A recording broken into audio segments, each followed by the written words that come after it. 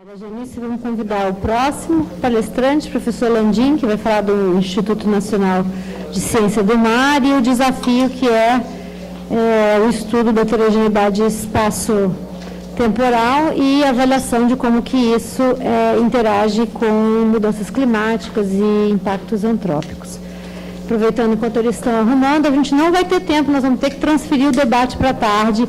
Então, se alguém tiver que sair e quiser deixar as perguntas anotadas já de uma vez, nós vamos recolher as perguntas antes para poder captar esse feedback de vocês e deixar tudo para o debate no final da próxima sessão, tá bom?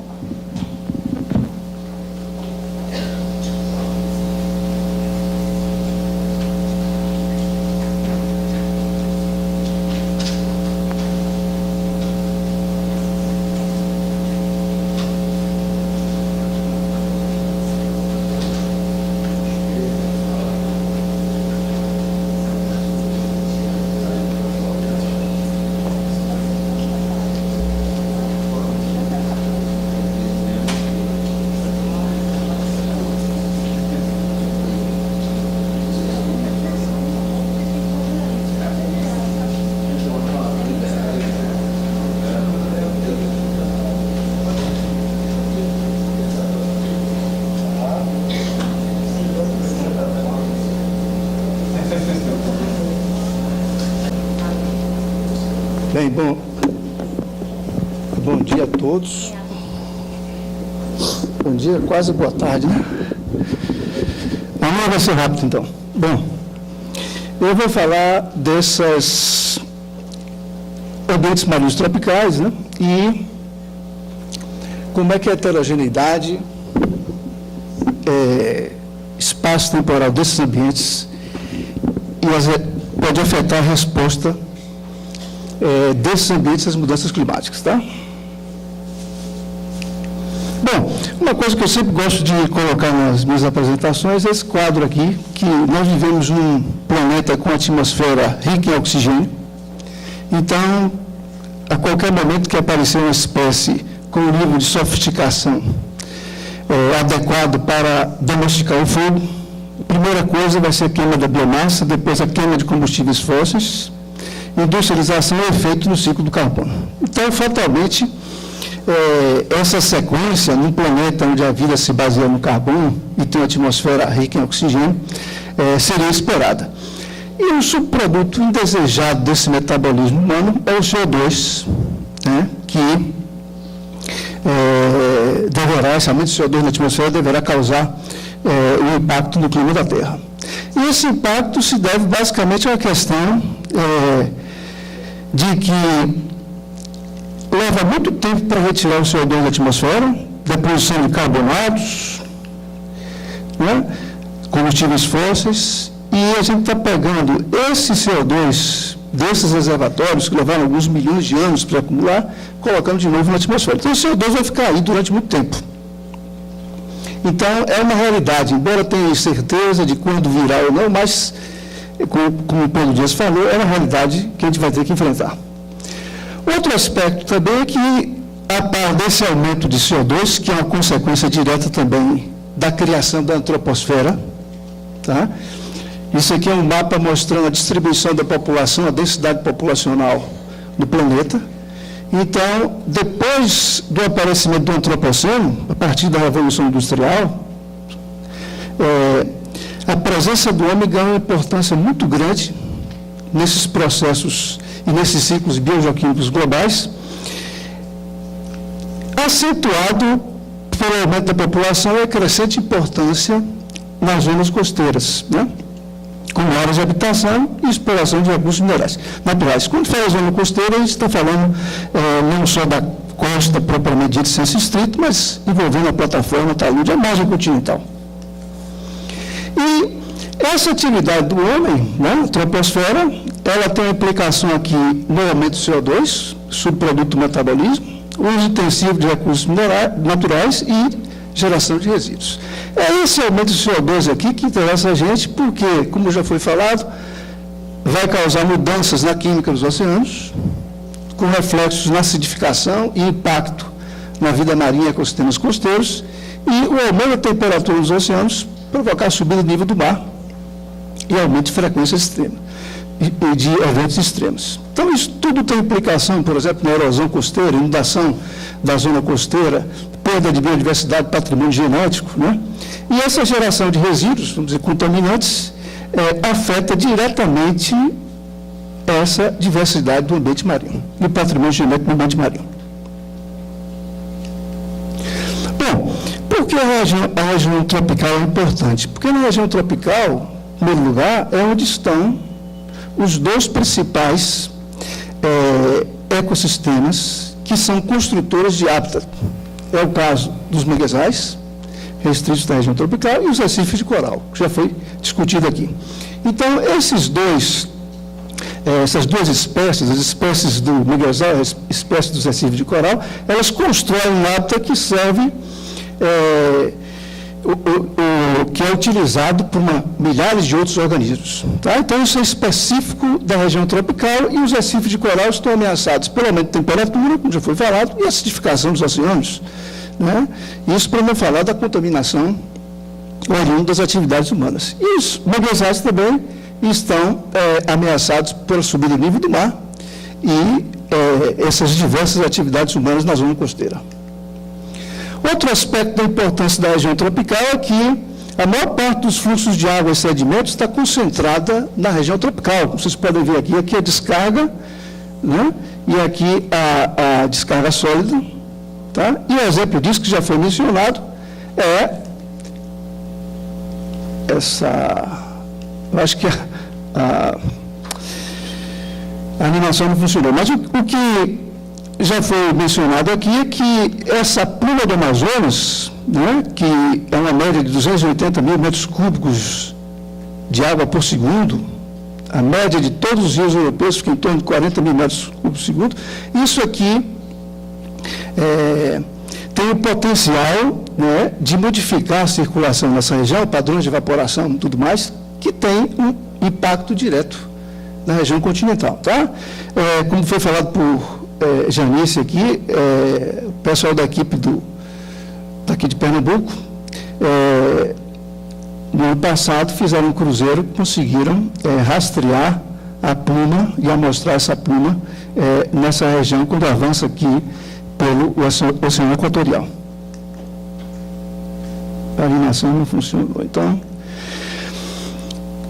o outro aspecto também que afeta diretamente a zona tropical, a região tropical, é que a temperatura o metabolismo dos organismos é dependente da temperatura.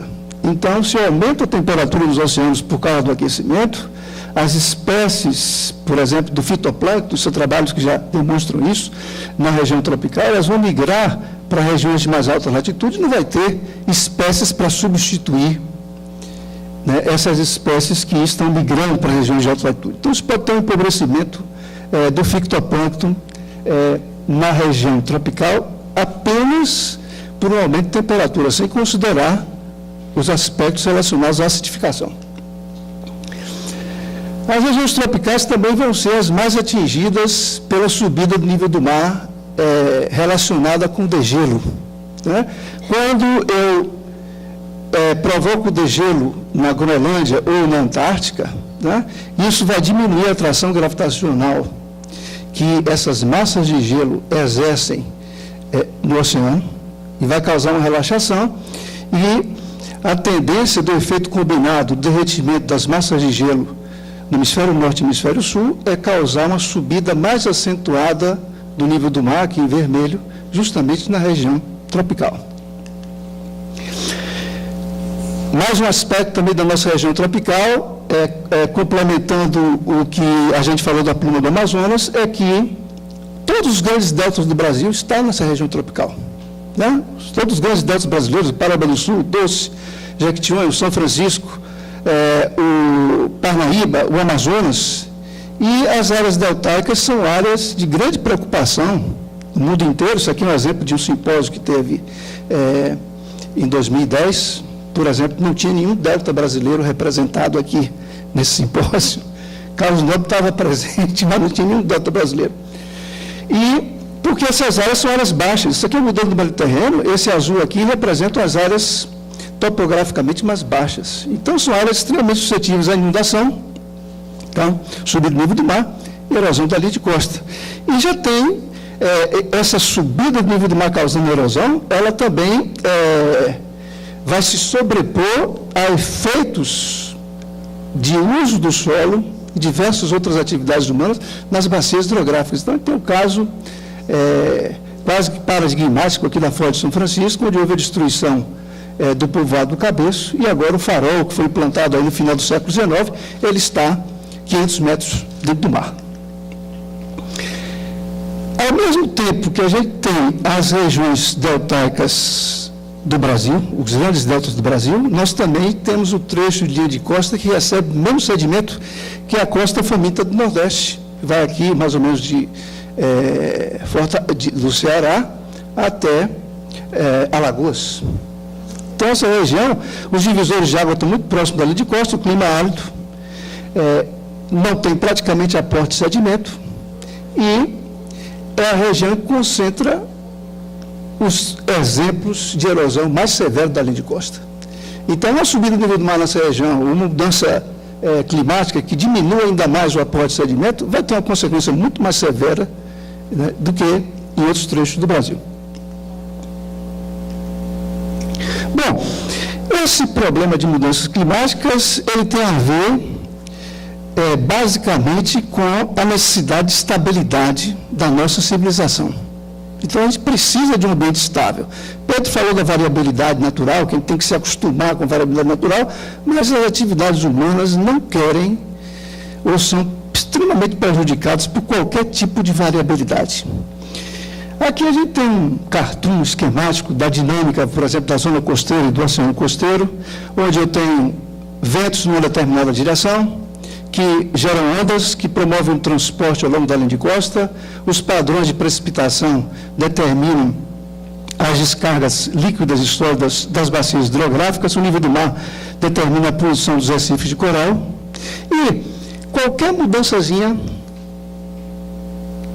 na direção dos ventos ou na precipitação, na direção dos ventos vai ter uma implicação na mudança na direção das ondas, que vai alterar a dispersão de sedimento ao longo da linha de costa. Uma subida do nível do mar vai causar erosão em locais onde não tinha erosão anteriormente, porque o nível do mar vai conseguir sobrepujar os recifes, e em alguns lugares, nas regiões mais baixas, vão ter inundação. E alterações também nos padrões de precipitação líquida e precipitação atmosférica, vai ter uma implicação direta na vazão líquida e sólida nas desembocaduras fluviais. Então, qualquer mudançazinha, mesmo que não esteja associada ao nível do mar, já pode causar um transtorno muito grande na zona costeira e no ambiente marinho.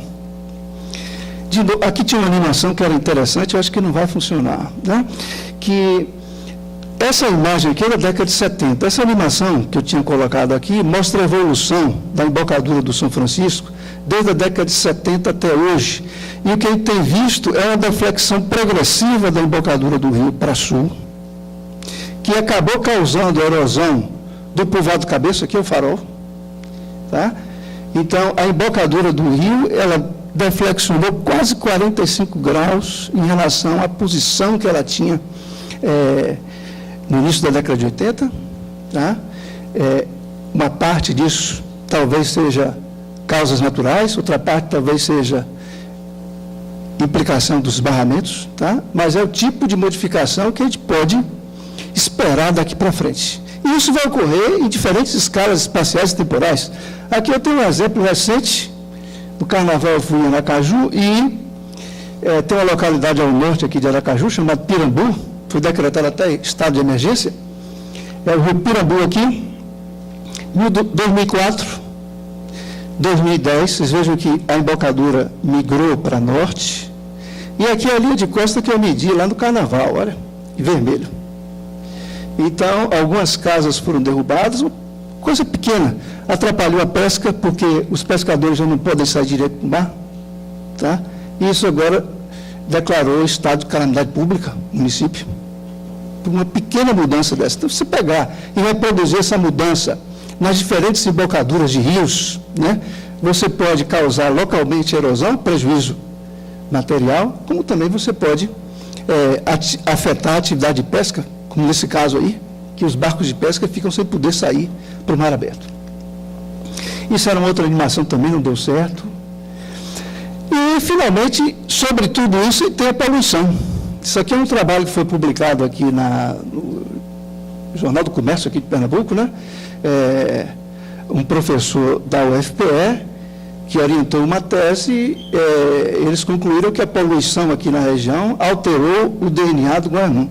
Então, essa contaminação, esse aporte de poluentes, está provocando uma seleção, tá, no estoque genético das populações dos organismos marinhos, tá, que vai ter implicações futuras na biodiversidade desses ambientes, desses organismos. Chegando ao final da nossa palestra, essa é a nossa região tropical, basicamente, e o vermelho que vocês estão vendo aqui é a densidade populacional. Tá?